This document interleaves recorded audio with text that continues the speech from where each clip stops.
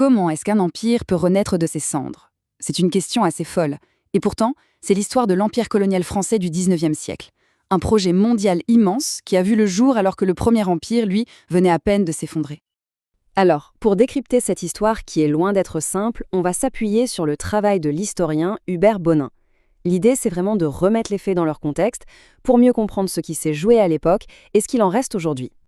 Au programme aujourd'hui, on va voir comment cet empire a pu renaître. On parlera de l'héritage, très douloureux, de l'esclavage. On se demandera ce qui a motivé cette nouvelle conquête, comment les frontières ont été dessinées à la règle, et enfin, pourquoi tout ça nous concerne encore directement. Allez, on commence par le début. Pour comprendre ce second empire, il faut faire un petit retour en arrière et regarder ce qu'il restait du premier, celui qui a démarré au XVIe siècle. Imaginez un peu la situation au début du XIXe siècle. Après les guerres napoléoniennes, la France a presque tout perdu. Les défaites contre les Anglais, la vente de territoires immenses comme la Louisiane, il ne reste que des miettes. L'expression de l'époque, c'est « des confettis d'empire ».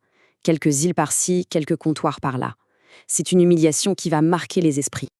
Mais au-delà des territoires perdus, il y a un héritage bien plus lourd, bien plus sombre.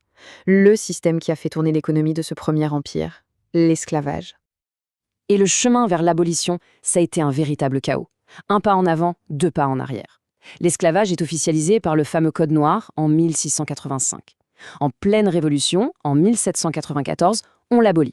On pourrait croire que c'est gagné, mais non. À peine 8 ans plus tard, Napoléon le rétablit. Il faudra attendre 1848 et le combat acharné de Victor Schœlcher pour que l'abolition soit cette fois définitive. Et tenez-vous bien, même l'indépendance a un prix. Et quel prix? En 1825, la France exige une indemnité de 150 millions de francs à Haïti, la toute première république noire du monde, pour dédommager les anciens colons esclavagistes. C'est une dette absolument colossale qui va littéralement plomber l'économie haïtienne pendant un siècle. Face à ce poids de l'histoire et à la volonté d'assimilation, des voix s'élèvent, bien sûr. L'une des plus fortes est celle du poète martiniquais Aimé Césaire, qui va forger un concept puissant, la négritude. Ce n'est pas juste un mouvement littéraire, c'est un vrai cri politique. Une manière de dire « notre culture, notre histoire, notre dignité compte et nous réclamons notre place sur la grande scène de l'histoire ». Bon, tout ça nous amène à la question centrale. On a un premier empire qui s'est effondré, un système esclavagiste qui est aboli. Alors pourquoi? Pourquoi la France se lance-t-elle dans une nouvelle aventure coloniale encore plus grande que la première? En fait, il y a 3 grands moteurs derrière tout ça. D'abord, la géopolitique. Il faut faire le poids face à l'Angleterre qui domine les mers. Ensuite, évidemment, l'économie, trouver de nouveaux marchés, de nouvelles ressources. Et enfin, un moteur très puissant, le nationalisme. Surtout après la défaite cuisante de 1871 contre la Prusse, l'Empire devient une sorte de compensation pour restaurer la grandeur perdue de la France. On entend souvent cette petite phrase « le commerce précède le drapeau ». Mais est-ce que c'est si simple? En réalité, pas toujours. L'analyse d'Hubert Bonin montre que si l'économie était bien là, ce n'était pas forcément le point de départ. Très souvent, la quête de prestige et la pure rivalité géopolitique ont joué un rôle bien plus décisif au début. Alors, on a vu le pourquoi. Passons maintenant au comment.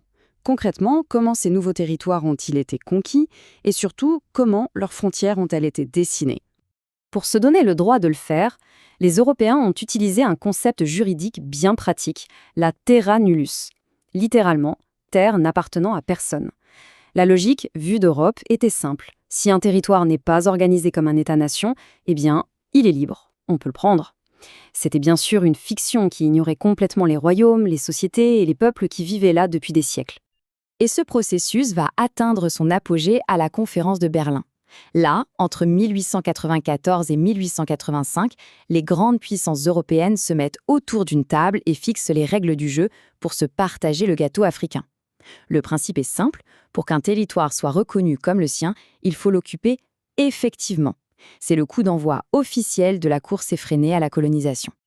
Le résultat de tout ça, on le connaît. Ce sont ces fameuses frontières africaines, souvent des lignes droites, tirées à la règle sur une carte à Paris ou à Londres. Des lignes qui coupent des peuples en deux, qui séparent des familles, qui forcent des ennemis à vivre ensemble. Elles ne tiennent aucun compte de la réalité du terrain. D'où cette image très forte de cicatrices laissées par l'histoire. Et ces cicatrices, eh bien, elles sont loin d'être refermées.